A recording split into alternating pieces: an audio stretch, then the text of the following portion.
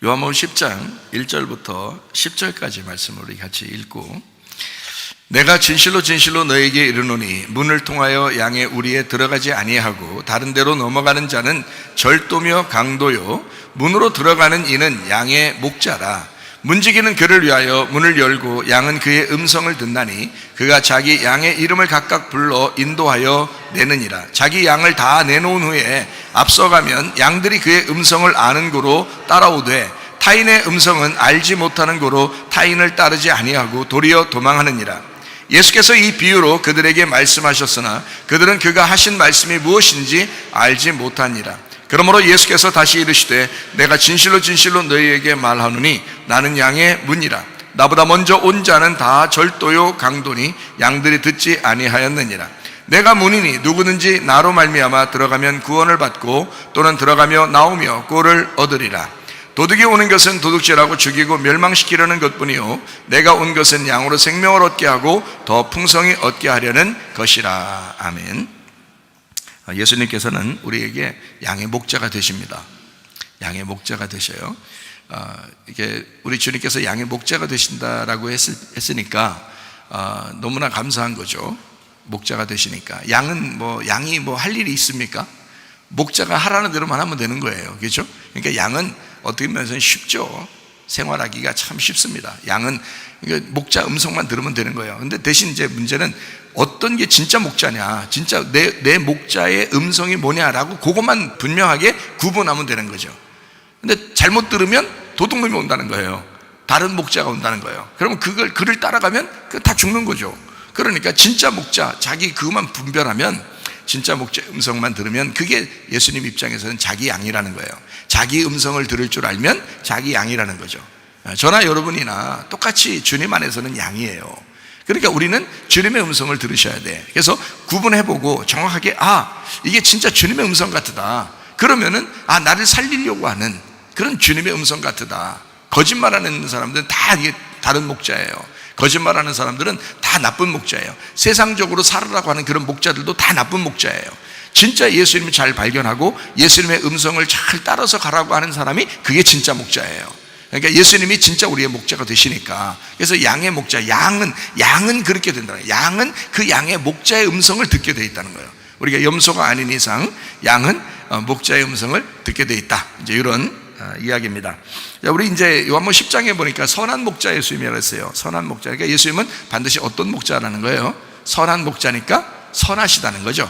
선하다는 게 선하게 하는 거야. 그러니까 악하게 하는 게 아니라는 거예요. 반드시 우리에게 좋게 해주신다는 거예요. 여러분, 아버지 엄마가 자식들에게 진짜 혼내도 어떻게 하는 거예요? 혼내도 좋게 해주려고 그러는 거죠. 잘해주고 싶어서 혼내는 거거든요. 그게 부모의 입장은 그렇거든요. 그러면 예수님께서는 선한 목자니까 반드시 우리에게 선하게 해주신다는 거예요. 선하게 갚아주신다는 거예요. 결론 부분에서는 좋게 만들어 주시려고 한다는 거예요. 결론 부분에서는. 그러니까 지금은 좀 힘들지 몰라요. 그러나 반드시 결론 부분에서는 우리에게 좋게 만드신다는 거예요. 그게 선한 목자의 특징입니다. 선한 목자는 우리를 아버지 엄마가 혼낼 때는 아프지만 결론 부분에서는 나를 좋게 만드는 거죠. 그게 부모님이라고 해요. 선한 목자 대신 예수님이다. 그래서 그 선한 목자는 반드시 우리의 것을 이제 그 선한 것으로 갚아주시기 때문에 우리의 부족함, 우리의 결핍 이런 것들을 다 이제 해결해 주시는 그런 예수님이시다. 그래서 이 시편 23편 1절에 말씀해 보니까 우리가 여러분 잘 알죠? 여호와는 나의 목자가 되시니 내게 부족함이 없으리라. 이게 부족함이 없어요. 부족함이라는 게 하세르라는 단어인데요. 하세르라는 단어가 부족하다, 결핍하다라는 거예요. 그러니까 이 부족한 결핍이 없어진다는 뜻입니다. 왜? 주님께서 나의 목자가 되시면 나의 부족함, 그 결핍이 사라지게 된다, 이런 말이거든요. 여러분 다 결핍 있어요, 없어요? 있어요. 자기 태어날 때부터 이 땅의 운명으로 태어난 사람들은 다 결핍이 있습니다. 그래서 결핍이 있기 때문에 막 집착하게 되고요, 진정한 사랑을 모르니까 집착하게 되는 거예요. 그리고 욕심을 내게 돼요. 그리고 막 화를 내고 그래요. 이게 왜 그러면 결핍 때문에 그런 거거든요. 결핍이 있어서 그런 거예요. 자꾸 화가 나? 자꾸 짜증이 나? 자꾸 욕심이 나? 그리고 막 사랑이 막 아니고 집착을 해. 그래서 어떤 사람은 인형을 막 사가지고 집착하고, 어떤 사람은 장난감을 갖다 막 집착을 하고, 어떤 사람은 자기 남편에게 집착하고, 어떤 사람은 자기 부인에게 집착하고, 막 사랑이 아니라 집착을 한단 말이에요. 그래서 자기를 위한 것으로 막 살도록 만들어요. 그거는 사랑이 아니에요. 그건 집착이라고요. 그 사람의 인격을 존중해 줘야 되거든요. 이 사람도 하나님의 사람이다, 하나님의 아들이고 하나님의 딸이다, 이렇게 인정해주고 그렇게 하나님 앞에서 그를 존중하면서 살아야 되거든요. 남편은 아내를 존중하며 살아야 되고 아내는 남편을 존중하며 살면 되거든요. 주님의 마음이 들으면 그렇게 인정하게 되어 있거든요. 이 사람이 하나님의 사람이다라고 인정하게 돼요. 아, 내게 잠시 맡겨주신 하나님의 사람이다, 이렇게 청지기의 입장에서 그걸 바라보게 되거든요. 근데 그게 아니고 집착은 어떠냐? 요즘 애들 말로 집착 쩔어. 집착 쩌는 사람이 어떻게 되냐? 막 남편 욕을 갖다 자기 걸로 만들어 버리려고 그래요. 자기 말 안 들으면 승질이 엄청나는 거예요. 자기 아내가 자기 남편 자기 말 안 들으면 막 엄청 승질 내는 거예요. 왜냐면 자기 말 들어야 되는 거예요. 왜냐면 자기 거라고 생각하니까. 이게 집착이거든요. 그거는 올바른 사랑이 아닙니다. 올바른 사랑은 그 사람을 하나님의 사람으로 놔야 되는 거예요.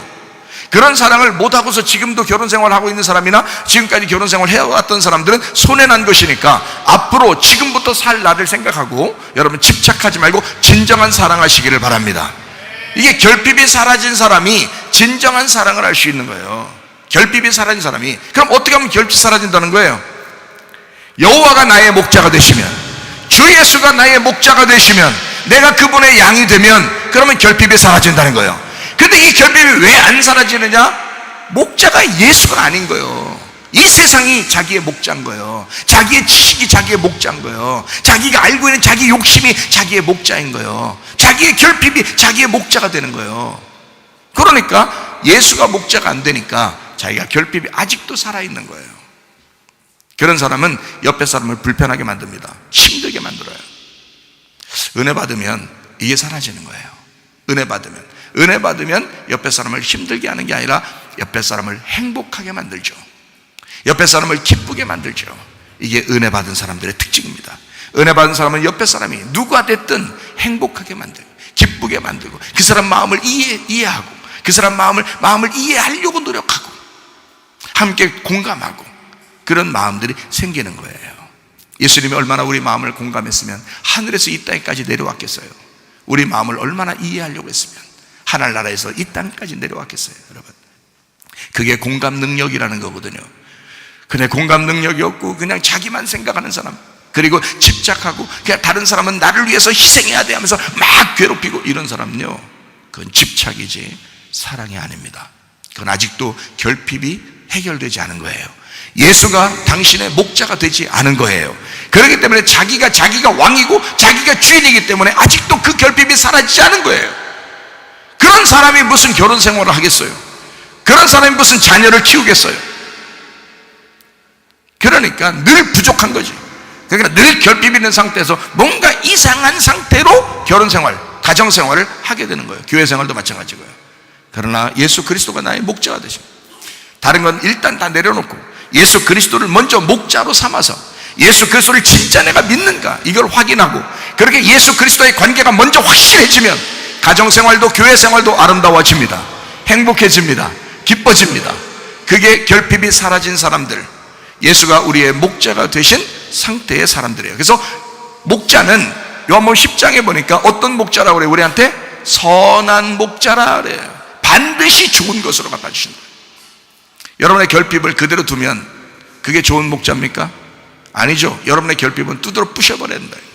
여러분의 결핍을 두드러 부셔가지고 여러분 결핍이 사라지게 하고 선한 하나님이 들어오셔야 된다는 거죠. 그렇게 되려면 말씀이 들어가셔야 되거든요. 선한 목자 대신 말씀이 들어가야 돼요. 진리의 말씀이 들어가야 되거든요. 진리의 말씀이 들어가면 여러분 결핍이 다 부서집니다. 그리고 속에 그리스도 선한 예수가 목자가 되신다는 거죠. 그러면 반드시 여러분에게 선한 것을 갚아주셔요. 그런 사람들은 기쁘고 행복합니다. 생활 자체가 기쁘고 행복해지죠. 참. 그래서 우리 목자가 되신 우리 주님, 결핍이 사라진 우리들, 그게 진짜 주님의 사람들이다. 그래서 결핍 있는 사람들 특징을 가만히 보면 남 탓을 많이 하죠. 남 탓. 다 지 잘못은 없다는 거예요. 다 다른 사람 잘못이라는 거예요. 저게 잘못해서 그랬다는 거예요. 저게 싸가지 없어서 그랬다는 거예요. 저게 잘못해서, 자기는 잘못이 없다는 거예요. 남 탓을 엄청 많이 합니다. 결핍 있는 사람들의 특징이에요. 그래서 딱 봐서 저 남 얘기 많이 하고 남 탓 많이 하는 거는 딱 보면 그래, 아직 네가 결핍이 살아있구나, 아직 결핍이 안 없어졌구나, 이렇게 은혜 받은 사람들끼리, 그냥 우리들끼리 그렇게 마음 넓게 포용하고 이해해 주십시다. 그냥 그렇게 사십시다. 우리들끼리, 은혜 받은 사람들끼리. 결핍이 사라지면, 다 은혜 받은 사람이 되면 마음이 넓어집니다. 그릇이 커지는 거예요. 그런데요, 결핍이 사라지지 않은 사람들은요, 이게 남 탓으로 돌려요. 다른 사람 잘못이라는 거예요.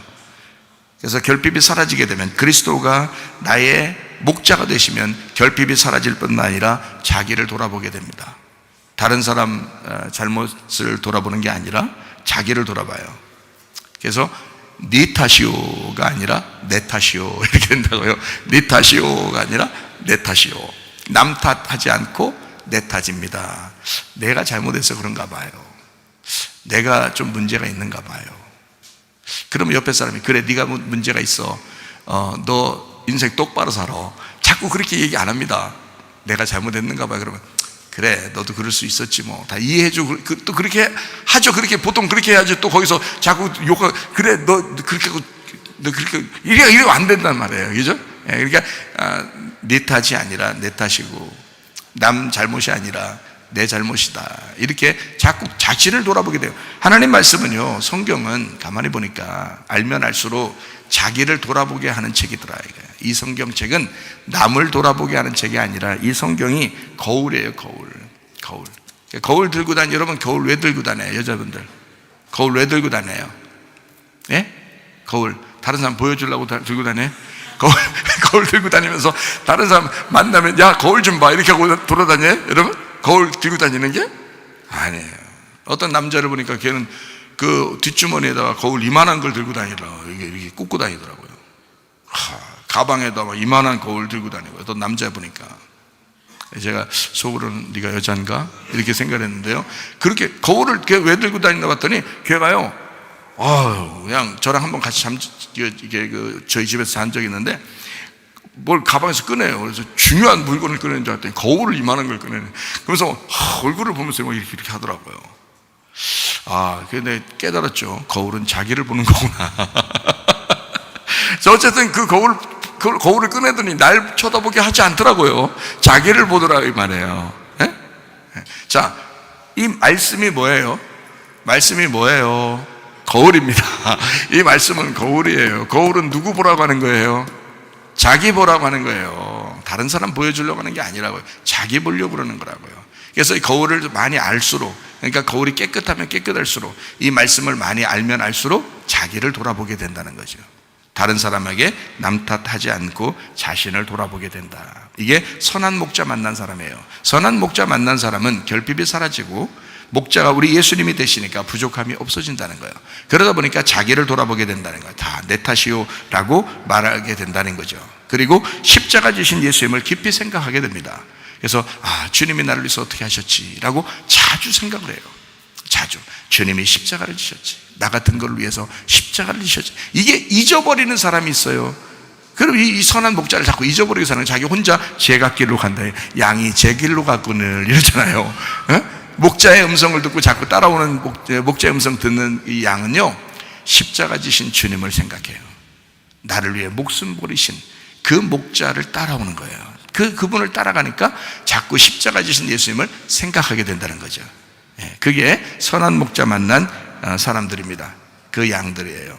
그러니까 남 탓하지 말고 자기를 돌아보고 자꾸 말씀으로 돌아오시면 됩니다. 예수 그리스도를 자꾸 발견하면 됩니다. 선한 목자 되신 예수님 만나시기를 바랍니다. 제가 남탓이라는 이 글자를 이렇게 한번 찾아봤어요. 남탓이라는 걸. 제가 남탓이라는 걸 찾다가 남탈을 이게 해서 남탈을 찾아봤더니요, 인터넷으로 이 남타르를 찾아봤더니 남타르가 있더라고요. 남타르가 있더라고요, 진짜. 그래서 남타르가 뭔가 봤더니 이게 질병, 해충, 죽음의 신이더라고요. 그게 남타르더라고요. 남타르라는 신이 있더라고요. 그러니까 제가 가만히 생각했어요. 남탓 많이 하는 사람은 남타르 신이 들어가 있구나. 이 남타르가 신인데 어떤 신이냐면 질병의 신이에요. 해충의 신, 죽음의 신이에요. 그게 남타르라는 신인데, 이게 이 남타르 신이 60가지 질병을 관리하는 저승사자랍니다. 60가지 질병을 관리하는 저승사자. 자, 그러니까 남탓하는 남타르 신이 들어간 사람은 결국 뭐예요 이게? 자, 봐요. 질병, 해충, 죽음의 신, 60가지 질병을 관리하는 저승사자. 뭐요? 귀신이네. 한마디로 말하면 남탓하는 사람들은 그 속에 뭐가 들어있는 거예요? 귀신 들어있는 거예요. 귀신이네. 한마디로 귀신이네. 무슨 말인지 알겠어요, 여러분? 자, 여러분 보세요. 그러면 이 귀신이 왜 생기는 거예요, 도대체가? 여러분 속에 왜 귀신이 왜 자꾸 역사하는 거예요? 예수님도 사람들을 만났을 때 귀신아 떠나라 막 했단 말이에요. 그 귀신아 떠나라, 귀신아 물러가라 막 왜 그러는 거예요? 이 성경에도 그렇게 나오고 왜 사람들에게는 왜 귀신 역사가 이렇게 있는 거예요? 언제부터 있는 거예요? 창세기 3장부터입니다. 창세기 3장에 12절 13절 말씀, 아담이 이르되 하나님이 주셔서 나와 함께 있게 하신 여자, 그가 그 나무 열매를 내게 주므로 내가 먹었나이다. 여호와 하나님이 여자에게 이르시되 내가 어찌하여 이렇게 하였느냐? 여자가 이르되 뱀이 나를 꿰므로 내가 먹었나이다. 지가 먹었다는 얘기는 안 해. 다 둘 다. 이게 뭐야? 다 남 탓이에요. 지금 남자도 뭐라고 하면 여자가 먹게 했다는 거예요. 여자한테 물어봤더니 여자는 또 뱀이 먹게 했다는 거예요. 그래서 하나님께서 두 남녀를 이렇게 또 혼내질 않아요. 저주하지 않습니다. 뱀한테 저주해. 그럼 네가 잘못했구나 해서 뱀을 저주해 버린단 말이에요. 뱀을 저주해 버리고 그 불뱀 같은 뱀을 저주해서 그 뱀을 기어다니게 만들었다고요. 그렇죠? 흙을 먹게 만들고. 그러면 예수님께서 하늘에서 이 땅에 내려오셔서 요한복음 3장에 보니까 자기를 뱀처럼 그렇게 여겼다고요. 예수님을 자기를 뱀처럼 여겼다고요. 그리고 뱀을 모세가 매달았듯이 그렇게 불뱀을 매달아서 그렇게 쳐다보게 만들어라는 거예요. 그게 예수님이었거든요. 그러니까 민수기 21장에 나오는 불뱀, 노뱀에 대한 이야기가 결국 누구에 대한 이야기? 요한복음 3장에 예수님에 대한 이야기였다는 거예요. 불뱀으로 죽고 노뱀으로 부활하신다는 얘기거든요. 그래서 불뱀, 노뱀이 있는 거예요. 예수님을 뱀으로 표현했다고요. 결국 뭐예요? 자, 남자 보고 물어봤더니 여자가 먹으라고 했다는 거예요. 여자 보고 물어봤더니 뱀이 먹으라고 했다는 거예요. 그럼 네가 뱀이 잘못했네. 그래서 뱀이 죽어라. 뱀은 그러면 바싹 낮아져가지고 그럼 땅에 겨다를 하나님이 그랬단 말이에요. 자, 누가 대신 저주받은 거라고요? 뱀이요. 잘못은 누가 했어요? 먹은 건 누가 먹었어요? 여자가 먹고 남자가 먹었어요. 근데 저주는 뱀이 받았다고요. 자, 보세요. 죄는 누가 짓는 거예요? 여러분과 제가 죄 짓는 거야. 그죠? 여러분과 제가 선악과 먹었고 여러분과 제가 죄 짓는 건데 누가 대신 저주를 받아요? 예수 그리스도께서 이 땅에 오셔서 저주를 받았다고. 뱀처럼 오셔서 저주를 받으셨다고. 우리 대신해서. 그래서 불뱀이라고 그러는 거예요. 불뱀, 노뱀이 두 개인데 이게 하나인 거예요. 하나. 죽으시는 예수님, 부활하시는 예수님, 이렇게 되는 거예요. 불뱀, 노뱀. 무슨 말인지 아시겠어요? 그러니까 우리를 위해서 대신 죽으시는 예수님, 우리를 위해서 부활하시는 예수님, 이렇게 해요. 그래서 불뱀, 노뱀 이렇게 하는 거예요.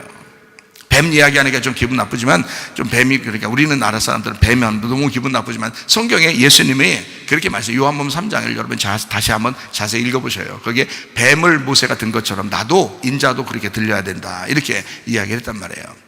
그렇게 이제 불뱀으로 죽어야 될 우리들을 노뱀이 오셔서 불뱀처럼 죽으신 거예요. 그래서 노뱀이 죽으시고 노뱀이 부활하신 거죠. 예수님은 죄가 없는 거니까. 예수님은 원래 죄가 없는 거니까. 불뱀 우리가 죄가 있는 거죠. 죄는 우리가 가진 거지. 근데 예수님은 죄가 없는데도 죽으셨다. 이제 이렇게 되는 것입니다. 자, 이런 귀신의 역사, 남타르라는 이 귀신이 왜 들어오는 거예요? 보니까 남탓하니까 그런 거예요. 뭐 어떻게 하니까 남탓한 거예요? 선악과 먹었으니까. 선악과 먹으니까 남탓하게 되는 거. 남탓하는 게 이게 병 걸리는 거예요. 자, 둘이 원래 남자와 여자가, 자, 남편과 아내가 둘이 이게 서로 남탓할 수 있지 않았어요. 그리고 둘 다 남탓하지 않았어요. 서로. 이거 선악과 먹기 전에는 둘이 그냥 죽고 못 살아. 아니, 뭐 하여튼 둘이 좋아서 아주 좋아 죽을 뻔했어요. 예? 그렇게 둘이 그렇게 좋아하더니 선악과를 딱 먹자마자 여자 보고 남자 보고 너 왜 먹었냐 이렇게 말하니까 여자가 먹게 했는데요. 그래서 그런 거예요. 여자분들, 그럼 네가 왜 먹었냐 그랬더니 뱀이 먹겠는데요 하면서 자꾸 남 탓을 돌리는 거예요. 자, 선악과 먹기 전에는 그렇게 안 했어요, 그죠? 선악과 먹으니까 바로 남 탓하잖아요. 그러니까 여러분과 제가 남 탓을 하게 됐다 그러면, 다른 사람을 비판하고 판단하면, 마태복음 7장 1절 2절 한번 봐요. 비판을 받지 아니하려거든 비판하지 마라. 왜 그렇겠어요? 너희가 비판하는 그 비판으로 너희가 비판을 받을 것이요 너희가 헤아리는 그 헤아림으로 너희가 헤아림을 받을 것입니다. 비판은 뭐예요? 갈라내는 거예요. 나누는 거예요. 선과 악을 나누는 거예요. 너 잘못되고 내가 잘했다는 거예요. 이게 딱 나누는 것입니다. 비판입니다. 너 잘못했지? 이 말이에요. 너 잘못했지? 나는 잘했어. 자, 비판하는 거죠. 나누는 겁니다. 이렇게. 그거 하지 말라는 거예요. 그 비판은 누구만 할 수 있으니까? 하나님만 할 수 있어요. 하나님만 판단하시는 분이거든요. 하나님만 판단하고 하나님만 재판하고 하나님만 심판하시는 건데, 네가 심판하느냐 이거야. 네가 재판하느냐 이거예요. 그 비판 뭐 때문에 생긴 거예요? 선악과 먹고 생긴 거예요. 선악과 먹기 전에는 그런 일이 안 생겼어요. 네가 잘못했다는 거야. 네가 잘못했다는 거야. 나는 잘했고. 자, 남 탓이죠. 남 탓을 하는 귀신이 들어온 거예요. 남 탓을 하는 귀신이 들어. 이 병 걸린 겁니다. 선악과 먹자 병이 걸린 것이다. 여러분, 이렇게 귀신 모시고 살 거예요? 귀신을 몰아내시기를 바랍니다. 예수 이름으로 귀신을 몰아내고 성령을 모시고 사셔야죠. 이해가 되시겠습니까? 남 탓을 하는 이 귀신, 남 탓을 하는 비판과 판단하는 그 귀신을 몰아내셔야죠. 선악과 먹고 온 거라고요. 선악과 먹고 온 거라고. 자기를 돌아보고, 말씀을 통해서 자기를 돌아보고, 자기 돌아보라고 말씀 증거하는 거예요. 다른 사람을 보라고 하는 게 아니고 당신을 돌아보라고 말씀을 증거하는 거예요. 여러분, 예수님이 우리에게 말씀하시죠. 그러면 제가 여러분에게 말하기 전에 이 말씀은 제게 먼저 왔을 거 아니에요. 그러면 제게 왔을 때는 이 말씀은 뭐예요? 나를 돌아보라고 이 말씀을 주시는 거라고요. 그럼 나는 이 말씀을 통해서 나를 돌아보는 거예요. 그리고 이 말씀을 증거할 때는 주님의 마음이냐, 이게 주님의 마음, 이게 성경적이고 진리냐, 이 말씀이 이게 하나님이 말씀하시는 것이냐 정확하게 알고 제가 설명을 하면 여러분 자신들에게 주시는 하나님의 거울이라고, 그게 하나님의 말씀이라고요. 여러분에게 이해가 되시겠습니까? 비판하거나 판단하지 마라. 이것은 남 탓하는 것이다. 이게 선악과라 그러는 것입니다. 그러니까 이런 선악과를 먹으면 사람이요 탐욕을 저지릅니다. 향락을 하는 거예요. 그래서 향락이라는 게 있는데 디모데전서 5장 6절입니다. 향락을 좋아하는 자는 살았으나 죽었느니라. 이건 죽은 자인데 살아있는 것처럼 살아간다. 그래서 죽은 시체, 살아난 죽은 시체라는 거예요. 죽은 시체인데 살아서 움직이는 거예요. 이 좀비라고 그러는 거예요. 이런 좀비가 어떤 사람이냐? 향락을 좋아하는 사람. 향락을 좋아하는 사람. 이 향락을 좋아한다는 말은 세상적인 사람을 얘기하는 거예요. 세상을 좋아하는 거. 이게 음행하는 사람이라고 그래요. 성경적으로는 이걸 간음한 사람이라고 그러는 거예요.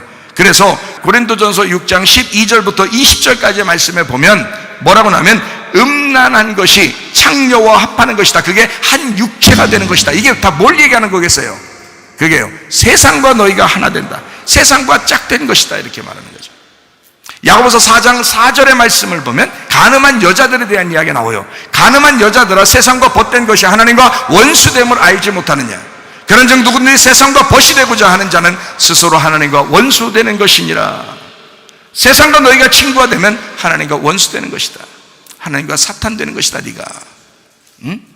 그러니까 간음한 여자가 되지 마라. 이 간음한 여자는 음행한 것이고 그게 향락을 즐기는 자란 말이에요. 세상적으로 향락을 즐기는 자, 이건 살아있지만, 네가 살아가는 것 같지만 넌 죽은 자라는 거죠. 그리스도인들은 살아있으나 죽은 자가 아니라 영원히 살아있는 자가 되어야 된다는 거죠. 예수 그리스도가 부활하셨으니까, 그 부활하신 예수가 우리 속에 들어와 있으니까 향락을 즐기는 자가 아니요 간음하거나 음란한 자가 아니라 그리스도 예수 안에서 영의 사람이 되셔야 된다 그 말이에요. 이해가 되시죠? 그러므로 여러분과 저는 남 탓하면 안 된다. 음란한 창녀, 한 육체, 이게 좀비지 뭐예요. 살아있으나 죽은 자. 그래서 골로새서 3장 5절 말씀에 보면, 그러므로 땅에 있는 지체를 죽여라 그랬죠.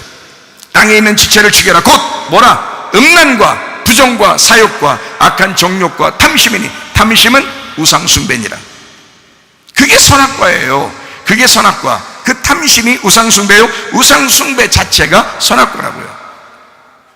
그러니까 잘 생각해 봐요.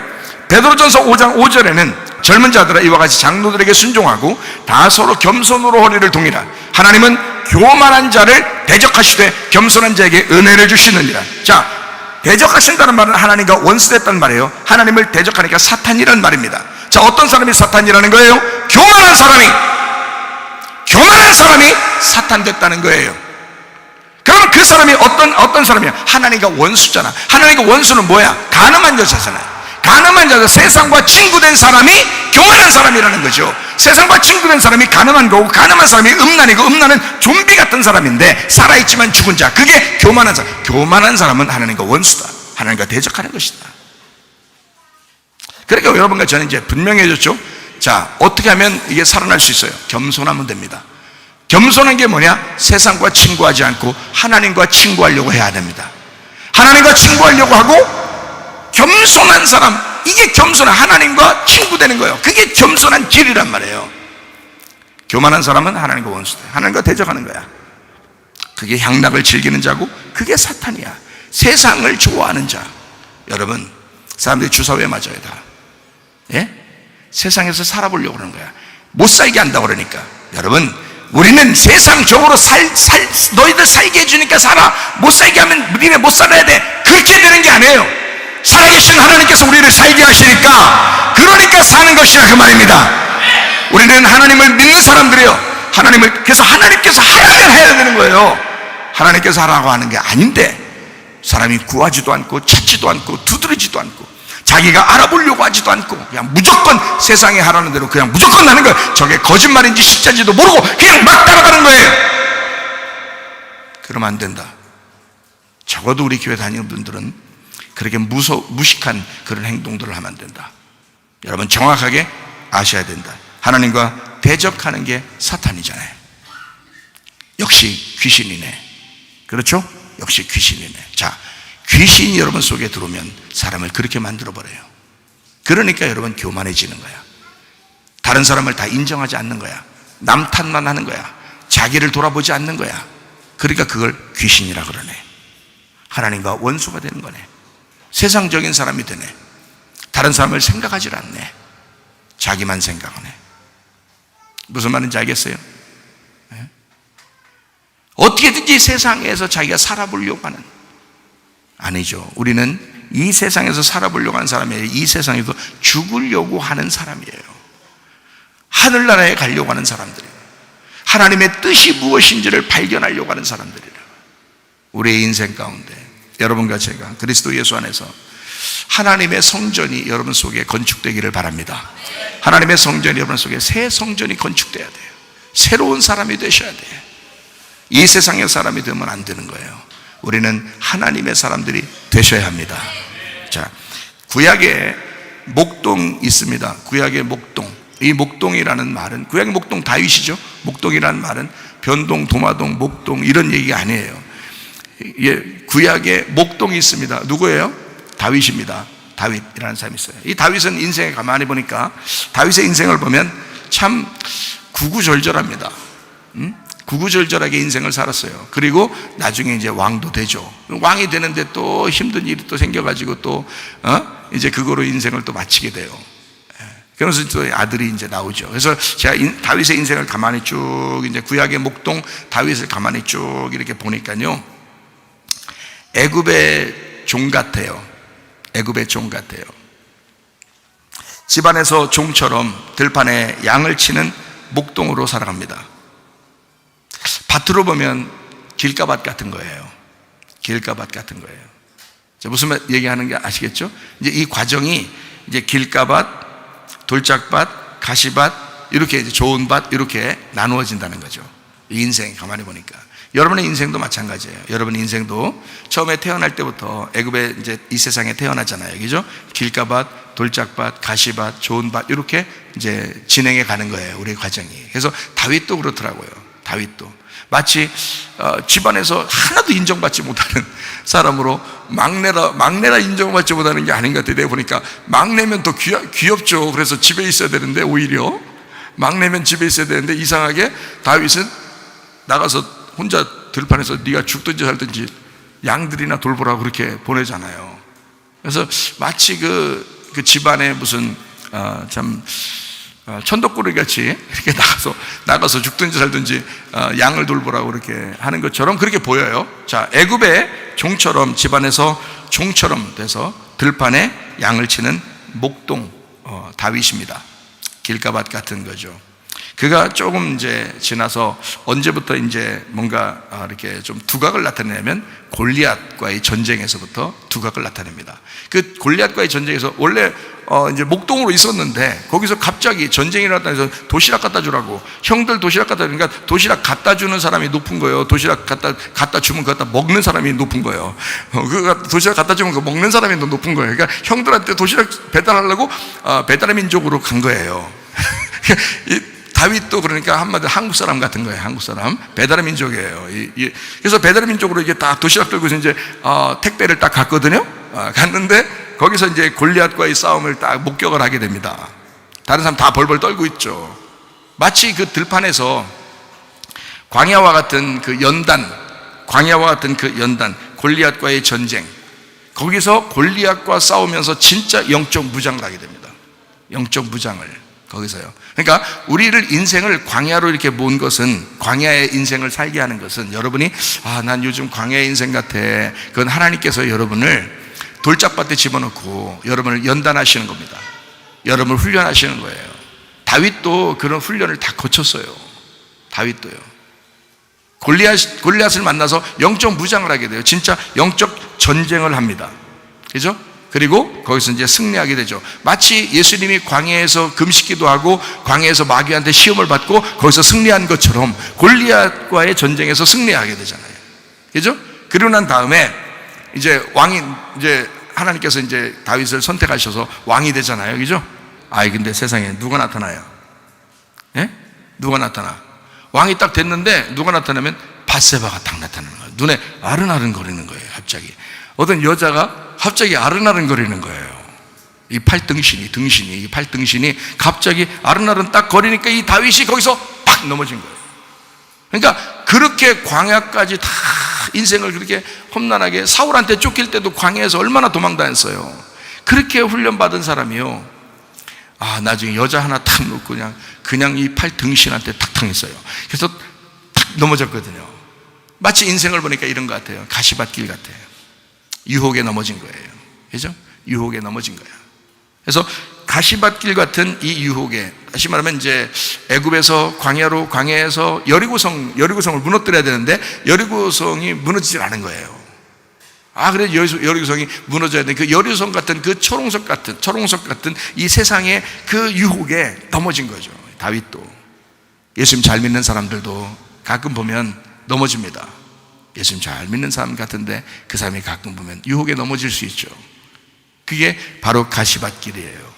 우리에게 인생의 가시밭길. 어떤 사람은 돈에 넘어지고 어떤 사람은 여자에 넘어지고, 그죠? 그래서 이렇게 넘어지는 인생을 살더라. 가시밭길 인생을, 이 시험과 유혹이 다시 찾아오더라. 여러분과 저는 교회 다닌다고 그런 시험이 없겠어요? 교회 다녀도 그런 시험이 옵니다. 그런 유혹이 옵니다. 세상적인 유혹이 또 옵니다. 여리고성 같은 그 큰 시험이 우리에게 찾아옵니다. 그렇죠? 자, 밧세바 여자로서 이게 도저히 이 다윗은 해결할 길이 없는 거예요, 도대체가. 그래서 밧세바하고 첫 번째 난 아들이 어떻게 돼요? 첫 번째 난 아들이 죽습니다. 그래서 다윗이 막 엄청 울죠. 엄청 울고, 진짜 죽으니까 울어요, 안 울어요? 죽기 전에 막 울다가 죽으니까 울어요, 안 울어요? 안 울어요. 왜요? 정이 다 사라졌어요? 아니면 눈물 다 빠졌어요, 이제? 그래서 그런 게 아니라 첫 번째 아들은 다윗이었던 거예요.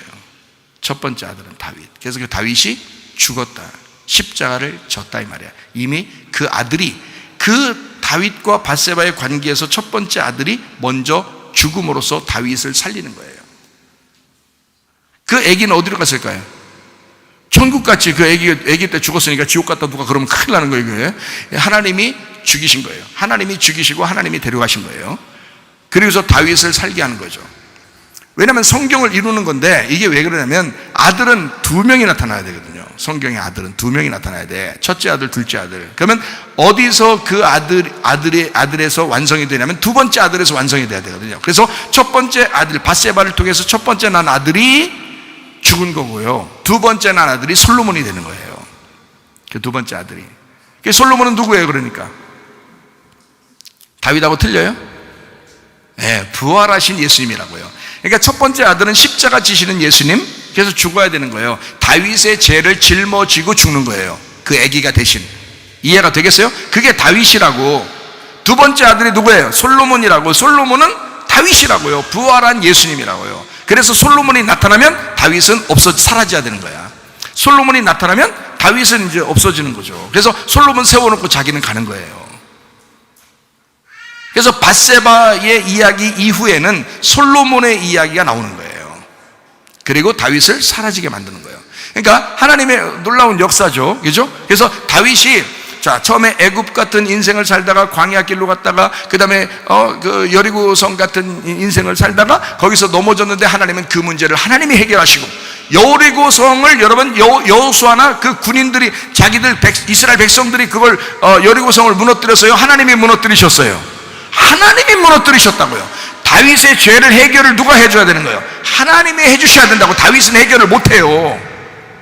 이해가 돼요? 그렇게 해결하고 난 다음에 솔로몬, 가나안 땅이라는 하나님의 솔로몬을 주시는 거예요. 평화의 왕, 평강의 왕, 하나님과 하나 된 연합된 왕을 주시는 거라고요.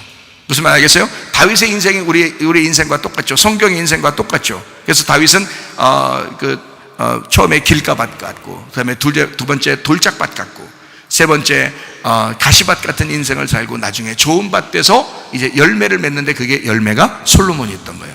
그 솔로몬이 와가지고는 어떤 열매를 맺게 됐어요? 다윗의 열매인 솔로몬이 무슨 열매를 맺어요? 성전을 건축합니다. 성전 건축. 그러니까 다윗으로 시작해서 솔로몬으로 마치는데 이 솔로몬이 성전을 건축함으로써 열매가 완성되더라는 거죠. 지금으로 말하면 성전이 뭐예요? 교회죠. 그죠? 교회를 건축하는 거라는 거죠. 자, 그러니까 이제 말씀을 조금 이제 마무리를 하려고 합니다. 자, 남 탓을 해라 말라. 하면 안 된다. 남 탓을 하면 안 된다. 그러면 남 탓을 하면은 왜 그러냐? 남 탓하면 귀신 들어간다. 그 귀신 역사다 그게 선악과의 문제다. 그러므로 사람은 남 탓을 자꾸 하며 살게 돼 있다. 그 남 탓을 끊어버리는 것이 결핍이 사라진 것이고, 그러다 보면 귀신이 사라지고, 귀신이 사라지니까 하나님의 운명을 타고 살아가게 된다 이거예요. 무슨 말인지 알겠죠? 그러니까 하나님의 사람으로서 살아가게 된다. 이제 땅의 운명이 아니라 하나님의 사람으로 하늘의 운명을 가지고 살아가게 된다는 거죠. 남 탓을 하지 마라. 남 탓을 하는 귀신이 들어가지 못하도록 해라. 네, 자, 하나님의 생명나무 열매를 먹고 살아야 된다. 뭐 이런 이야기가 되겠습니다. 자, 봐요. 남 탓하지 말고 우리는 기도해야 돼. 기도는 뭐야? 하나님과의 교통이에요. 하나님과 교통하는 것이 기도입니다. 남 탓하지 말고, 남 탓할 시간 있으면 기도해라. 하나님과 교통해라. 하나님 말씀을 부지런히 배워라. 그리고 기도해라. 하나님과 교통해라. 그것이 하나님 말. 그러니까 왜 하나님과의 교통을 해야 되냐면, 기도하는 이유는 뭐냐면 하나님의 뜻을 알기 위해서예요. 하나님의 뜻을 알기 위해서. 하나님의 뜻이 무엇인가? 하나님이 나에게 뭘 원하시는가? 하나님이 무슨 말씀을 하시려고 하는 건가? 그거를 알려고 하는 거죠. 예수를 아는 것, 이게 기도입니다.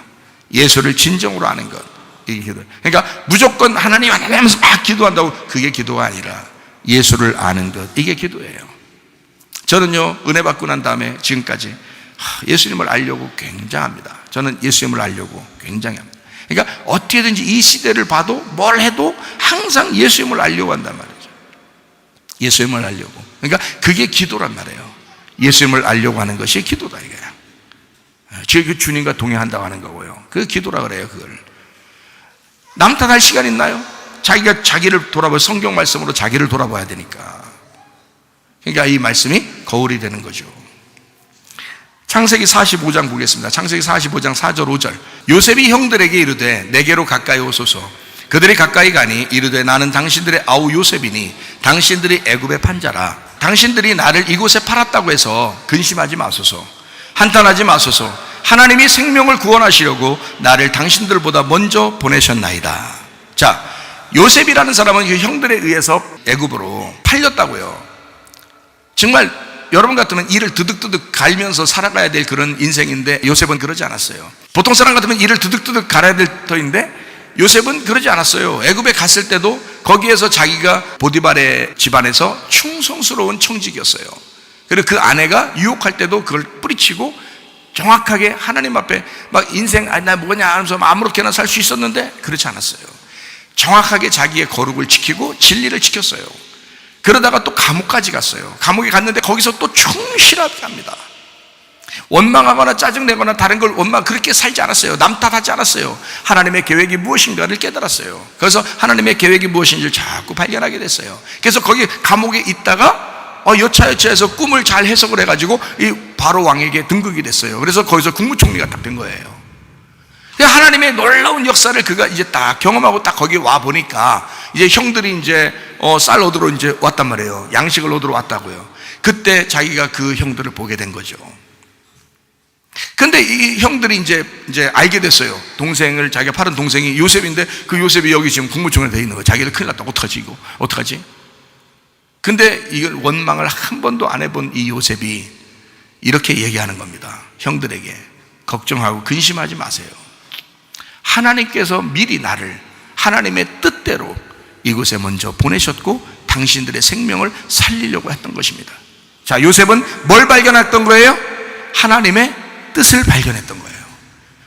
하나님이 자기에게 요구하시는 거예요. 하나님이 우리 가정을 살리기 위해서 하나님은 무엇을 하실 수 있었던가를 하나님을 발견한 거예요. 하나님을 자꾸 하는 거예요. 여러분, 이 시대가 지금 어떻게 움직일지 모르지만 하나님이 우리 교회를 어떻게 인도하실 것인가, 하나님이 여러분의 가정을 어떻게 인도하실 것인가, 하나님을 발견하라 그 말입니다. 요셉은 그렇게 했어요. 하나님을 발견했단 말이에요. 하나님의 뜻이 무엇인가? 하나님이 나를 이곳에 보내신 것은 하나님 날 사랑하지 않아서도 아니고, 하나님이 이렇게 훈련시키는 것은 하나님이 무엇 때문에 나를 이곳에 먼저 보내셨던가를 발견한 거예요. 그리고 난 다음에 이렇게 얘기한 거예요. 당신들이 나를 이곳에 팔았다고 해서 근심하지 마소서, 한탄하지 마소서.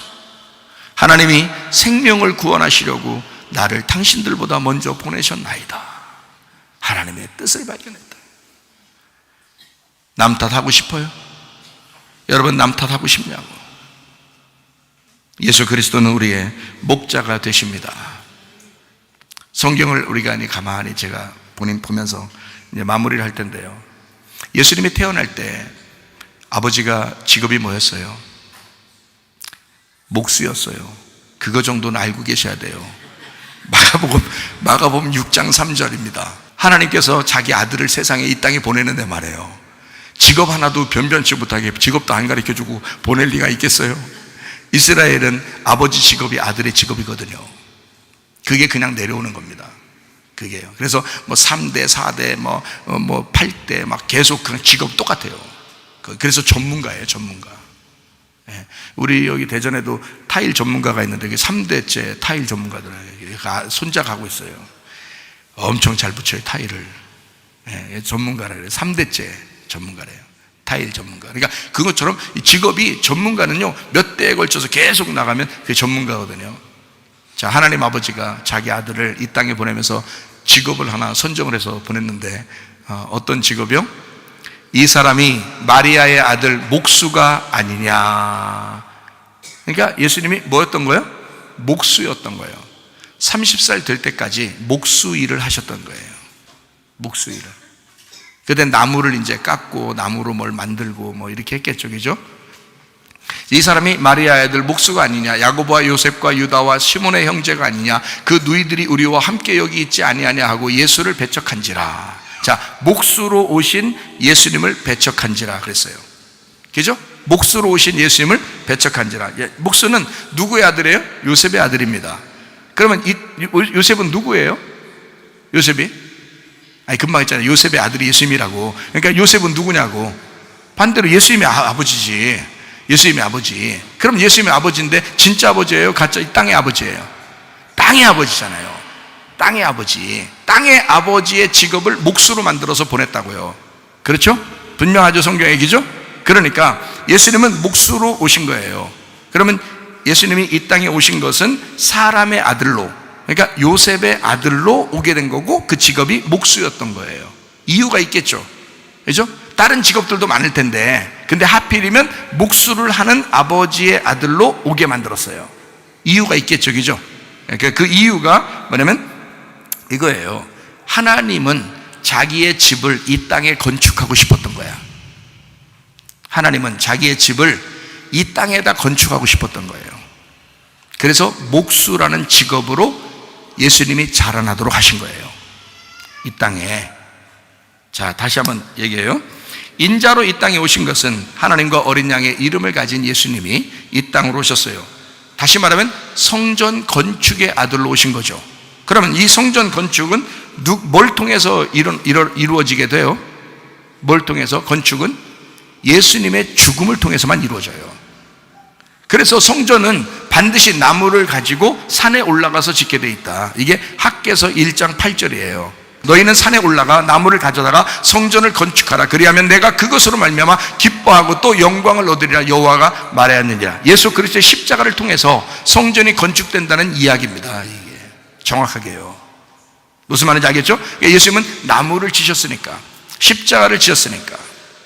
자, 성전 건축이죠. 아버지 요셉하고 더불어 그 아들 예수가 성전 건축을 완성합니다.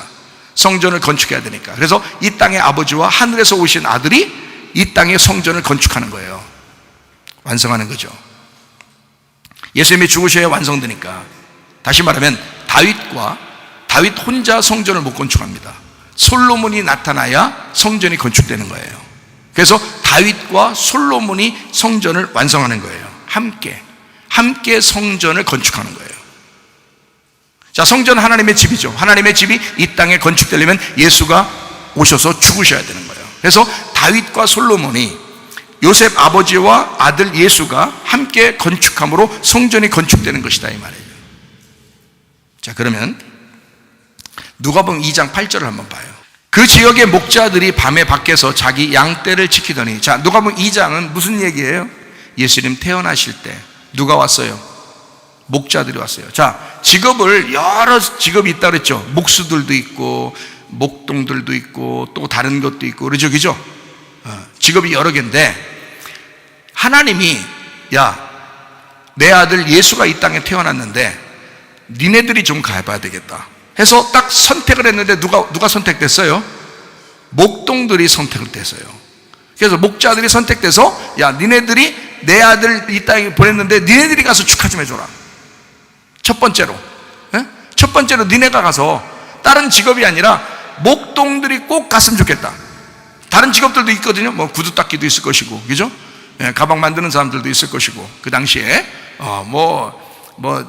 목수도 있을 것이고 다른 게 있었는데, 하나님이 자기 아들이 내려갈 때는 누군가가 좀 축하를 해줬으면 좋겠는데 누군가를 보낼까 했더니 애기 낳았다고 누가 축하해주는 게 목동들을 보냈단 말이에요. 다른 사람 보내는 게 아니고 목동들을 보내요. 동방박사 세 사람 어떻게, 동방박사 세 사람 나중에 왔어요.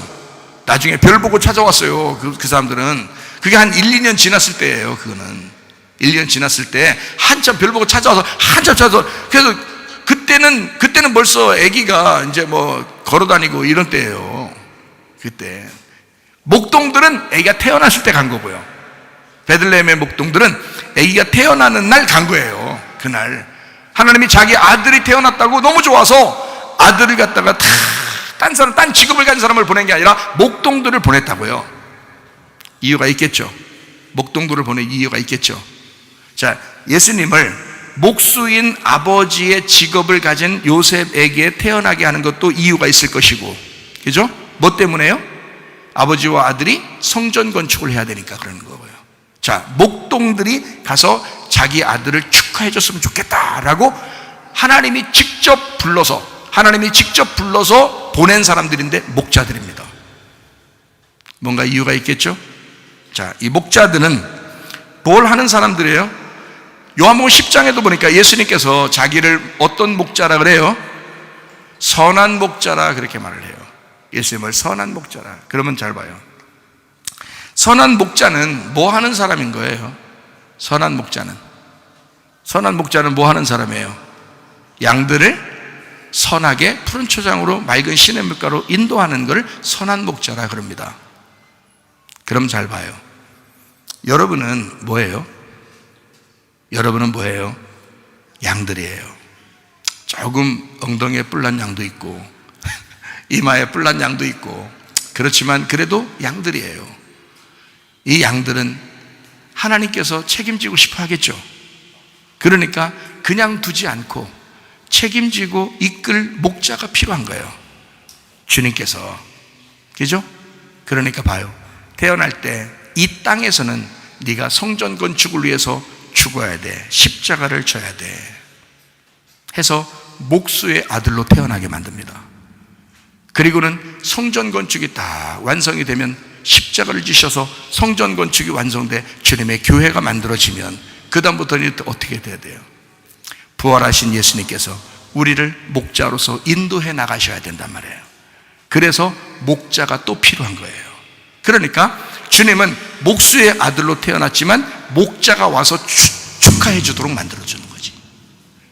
그래서 목수의 아들로 목자가 와서 축복해 주는 놀라운 독특한 이야기죠, 이게.